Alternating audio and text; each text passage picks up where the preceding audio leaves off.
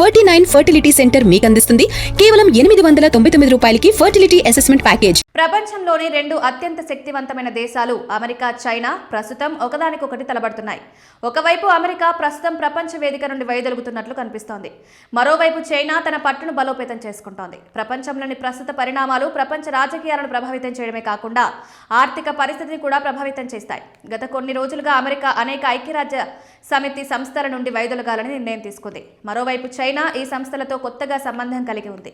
ప్రపంచంలోని ప్రస్తుత పరిణామాలను చూసి 2050లో బంగారం, వెండి ధరలు ఎలా ఉంటాయో కూడా చాలా మంది ఆశ్చర్యపోయారు. ప్రపంచ స్థాయిలో అనిశ్చితి వాతావరణం ఉన్నప్పుడల్లా బంగారంలో పెట్టుబడి పెట్టడం మరింత లాభదాయకంగా ఆర్థిక నిపుణులు పరిగణిస్తున్నారు. ద్రవ్యోల్బణం, యుద్ధం, ఆర్థిక మాంద్యం, కరెన్సీ సంక్షోభం వంటి సంక్షోభాలు ప్రపంచాన్ని తాకినప్పుడు బంగారం ధర పెరిగిన చరిత్ర ఉంది. అందుకే ప్రపంచంలోని ప్రస్తుత పరిణామాలను పరిశీలిస్తే అత్యంత శక్తివంతమైన దేశాలైన చైనా, భారతదేశం, రష్యా వంటి దేశాలు నిరంతరం తమ బంగారు నిల్వలు పెంచుకోవడానికి ప్రయత్నిస్తున్నాయి. దీనికి మరో ముఖ్యమైన కారణం ఏంటంటే డాలర్ పెద్ద షాక్ను చవిచూసింది. డాలర్ కూడా బలహీనపడే అంచనా ఉంది. ప్రస్తుతం బంగారంపై పెట్టుబడి భారీ రేటుతో పెరుగుతోంది. బంగారం ధరలు విపరీతంగా పెరిగాయి. అటువంటి పరిస్థితుల్లో 2050లో బంగారం తులం, వెండి కిలో ధర ఎంత ఉంటుంది?